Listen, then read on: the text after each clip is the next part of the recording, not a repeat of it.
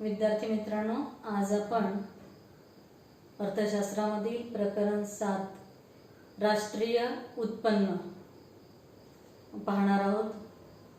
तर राष्ट्रीय उत्पन्न नॅशनल इन्कम ही अर्थशास्त्रामधील किंवा समग्रलक्षी अर्थशास्त्रामधील एक महत्त्वाची संकल्पना आहे. स्थूल अर्थशास्त्रामध्ये किंवा समग्र अर्थशास्त्रामध्ये एका व्यक्तीच्या उत्पन्नाचा किंवा एका कुटुंबाच्या किंवा एका उद्योगामधील उत्पन्नाचा अभ्यास केला जात नसून अर्थव्यवस्थेमधील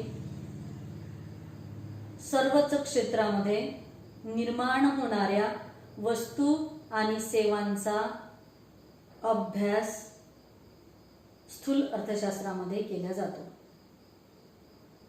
थोडक्यात राष्ट्रीय उत्पन्न ही संपूर्ण अर्थव्यवस्थेशी संबंधित संकल्पना आहे आणि म्हणून स्थूल अर्थशास्त्राचा एक महत्त्वाचा हा अभ्यास विषय आहे.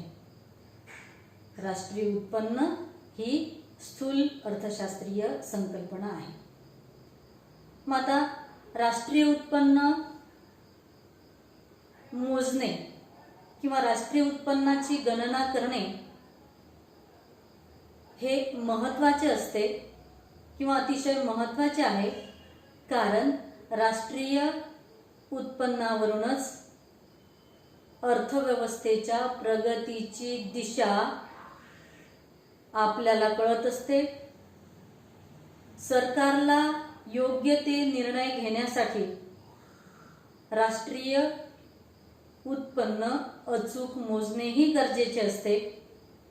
आता हे जे राष्ट्रीय उत्पन्न आहे ते हे राष्ट्रीय उत्पन्न दरवर्षी मोजले जाते आणि राष्ट्रीय उत्पन्न मोजण्यासाठी सरकारने 1949 मध्ये राष्ट्रीय उत्पन्न समितीची स्थापना केली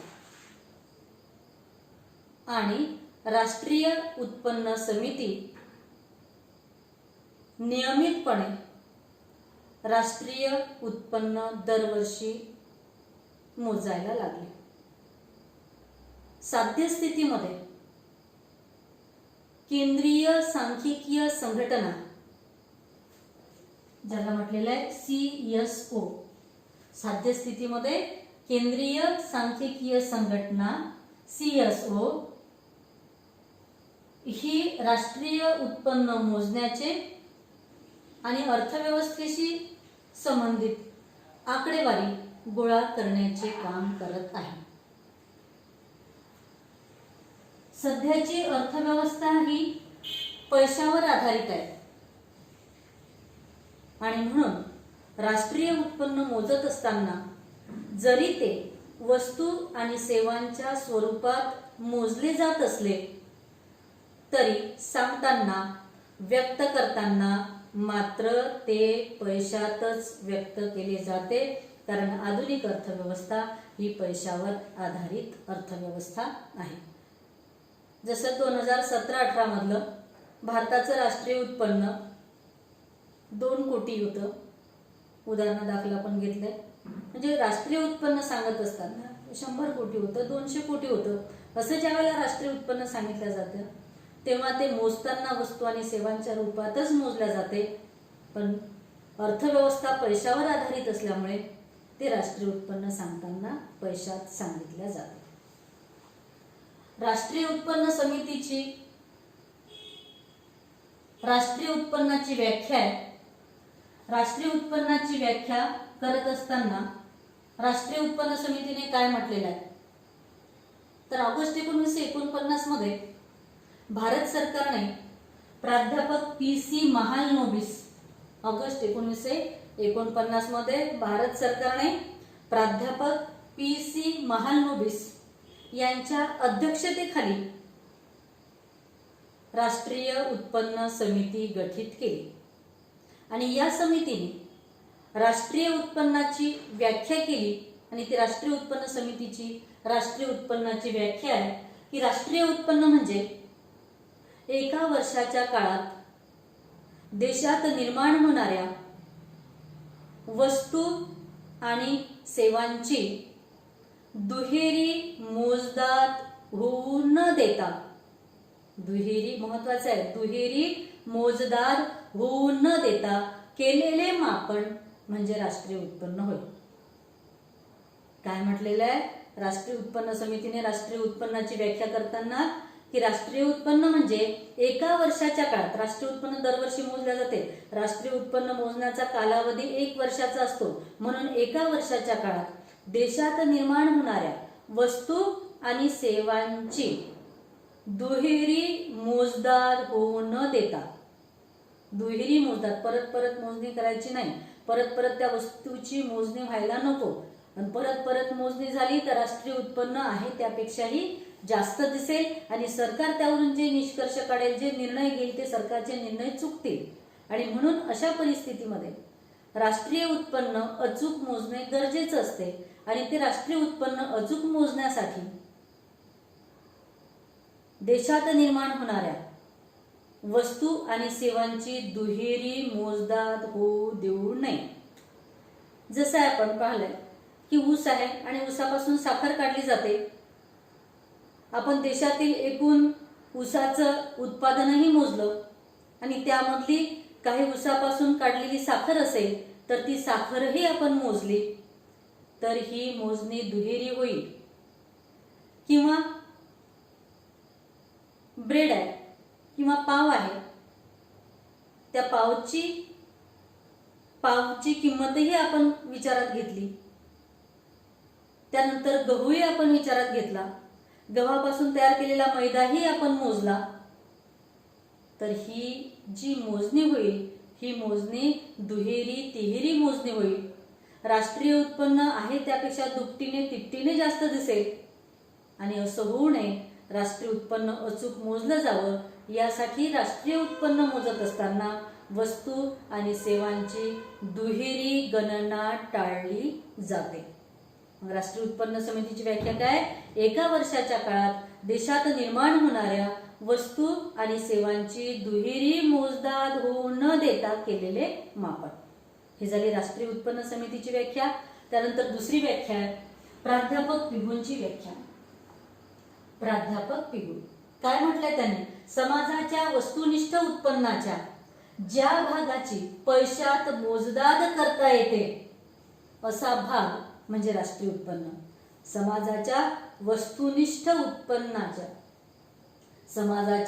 वस्तुनिष्ठ उत्पन्नाच्या ज्या भागाची पैशात मोजदाद करता येते असा भाग म्हणजे राष्ट्रीय उत्पन्न होय. ह्या झाल्या राष्ट्रीय उत्पन्नाच्या व्याख्या आणि थोडक्यात राष्ट्रीय उत्पन्नाची संकल्पना. आता यावरूनच आपल्याला राष्ट्रीय उत्पन्नाची वैशिष्ट्येही सांगता येतील. तर राष्ट्रीय उत्पन्नाच्या व्याख्येनंतर आपण वैशिष्ट्ये आता पाहू. वैशिष्ट्यामधलं पहिलं वैशिष्ट्य आहे की स्थूल अर्थशास्त्रीय संकल्पना. आधीच आपण पाहिलेलं आहे की राष्ट्रीय उत्पन्न संपूर्ण अर्थव्यवस्थेशी संबंधित असते. राष्ट्रीय उत्पन्नामध्ये एका व्यक्तीच्या किंवा काही व्यक्तीच्या उत्पन्नाचा विचार केला जात नाही, तर अर्थव्यवस्थेमधील सर्वच्या सर्व लोकांच्या किंवा अर्थव्यवस्थेमध्ये निर्माण होणाऱ्या एकूण वस्तू आणि सेवांच्या उत्पन्नाचा विचार केला जातो. आणि म्हणून एकूण राष्ट्रीय उत्पन्न ही स्थूल अर्थशास्त्रीय संकल्पना आहे. का आहे? कारण एका किंवा काही व्यक्तीच्या उत्पन्नाचा विचार राष्ट्रीय उत्पन्नात केला जात नसून सर्व अर्थव्यवस्थेमध्ये उत्पादित होणाऱ्या वस्तू आणि सेवांचा विचार केला जातो. म्हणून ही स्थूल अर्थशास्त्रीय संकल्पना आहे. त्यानंतर दुसरा भाग आहे, दुसरं वैशिष्ट्य आहे अंतिम वस्तू व सेवांचे मूल्य.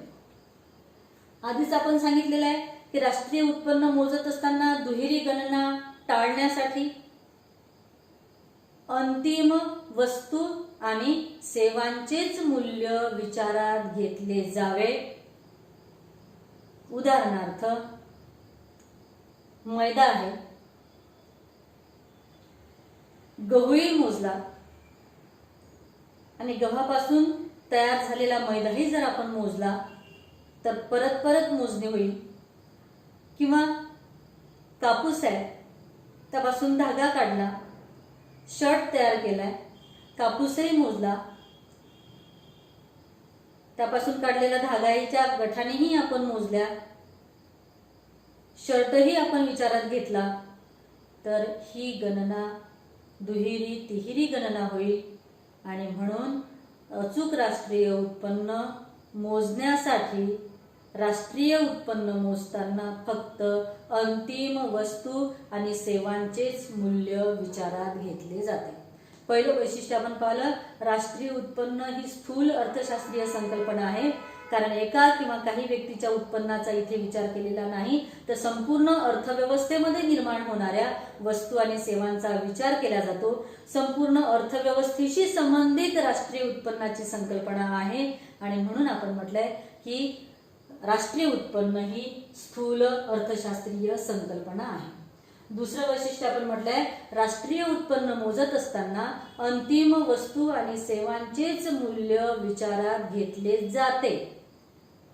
उदाहरणार्थ आपण पाहिलंय की गहू असेल, गव्हापासून मैदा तयार केला, गहूही मोजलाय आणि मैदाही मोजण्यात आला, तर ती दुहेरी मोजणी होईल.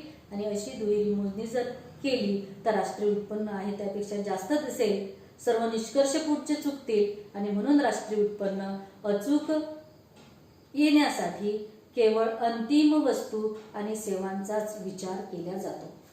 पुढलं वैशिष्ट्य आहे निव्वळ समग्र मूल्य. राष्ट्रीय उत्पन्न मोजत असताना जरी ते वस्तू आणि सेवांच्या स्वरूपात मोजले जात असले तरी सांगत असताना, व्यक्त करत असताना ते पैशाच्या स्वरूपातही व्यक्त केले जाते आणि त्यामध्ये त्या राष्ट्रीय उत्पन्नामध्ये झीज किंवा घसारा विचारात घेतला जात नाही. उत्पादन कार्यामध्ये भांडवली वस्तूची झीज होत असते किंवा घसारा, झीजेलाच घसारा म्हणतात, तर हा घसारा राष्ट्रीय उत्पन्नामध्ये मोजला जात नाही. म्हणून आपण म्हटलंय केवळ निव्वळ मूल्याचाच समावेश राष्ट्रीय उत्पन्नामध्ये केला जातो. झीज किंवा घसारा राष्ट्रीय उत्पन्नात मोजल्या जात नाही. पुढलं वैशिष्ट्य आहे निव्वळ विदेशी मूल्य. निव्वळ विदेशी उत्पन्न. राष्ट्रीय उत्पन्न मोजत असताना त्यामध्ये निर्यात मूल्य आणि आयात मूल्य यामधली तफावत काढली जाते. निर्यात मूल्य वजा आयात मूल्य, ज्याला आपण म्हणतो X-M, आणि परदेशातून मिळालेले उत्पन्न आणि आपल्या सरकारने परदेशाला दिलेली देणी किंवा देणगी म्हणजेच R-P या अंतिम निव्वळ विदेशी उत्पन्नाचा समावेश राष्ट्रीय उत्पन्नामध्ये केला जातो. आर्थिक वर्ष. पुढलं वैशिष्ट्य, राष्ट्रीय उत्पन्न ज्या एका विशिष्ट वर्षामध्ये मोजलं जातं, त्या कालावधीमध्ये मोजलं जातं, त्याला आर्थिक वर्ष म्हणतात. राष्ट्रीय उत्पन्न दरवर्षी मोजल्या जाते. राष्ट्रीय उत्पन्न मोजण्याचा कालावधी 1 वर्षाचा असतो, त्याला आर्थिक वर्ष म्हणतात. आणि भारताचे आर्थिक वर्ष सुरू होते 1 एप्रिल आणि शेवट होतो 31 मार्च. 1 एप्रिल ते 31 मार्च हा जो 1 वर्षाचा कालावधी आहे, हा जो कालावधी आहे याला आर्थिक वर्ष म्हणतात. आणि या आर्थिक वर्षात राष्ट्रीय या कालावधीमध्ये राष्ट्रीय उत्पन्न मोजले जाते, ज्याला आपण म्हटलं आर्थिक वर्ष. सुरुवात होते 1 एप्रिल ते 31 मार्च या कालावधीमध्ये राष्ट्रीय उत्पन्न मोजले जाते आणि त्याला म्हणतात आर्थिक वर्ष. त्यानंतर प्रवाही संकल्पना. राष्ट्रीय उत्पन्न एका वर्षाच्या काळात देशात निर्माण होणाऱ्या वस्तू आणि सेवांचा प्रवाह दर्शविते. एका वर्षाच्या काळात देशात निर्माण होणाऱ्या वस्तू आणि सेवांचा प्रवाह दर्शविते, म्हणून याला प्रवाही संकल्पना म्हटलेली आहे. त्यानंतर पैशात व्यक्त केलेले उत्पन्न. आधीच सांगितलं आहे तुम्हाला की राष्ट्रीय उत्पन्न मोजत असताना जरी ते वस्तू आणि सेवांच्या स्वरूपात मोजले जात असले तरी आधुनिक अर्थव्यवस्था ही पैशावर आधारित अर्थव्यवस्था आहे. म्हणून राष्ट्रीय उत्पन्न पैशात व्यक्त केले जाते किंवा ज्या उत्पन्नाची पैशात मोजदाद करता येते अशाच उत्पन्नाचा राष्ट्रीय उत्पन्नामध्ये समावेश केला जातो. इथे आपली राष्ट्रीय उत्पन्नाची व्याख्या किंवा राष्ट्रीय उत्पन्नाची संकल्पना आणि राष्ट्रीय उत्पन्नाची वैशिष्ट्ये संपली. नंतरचा भाग आपण पुढल्या व्हिडिओमध्ये बघू.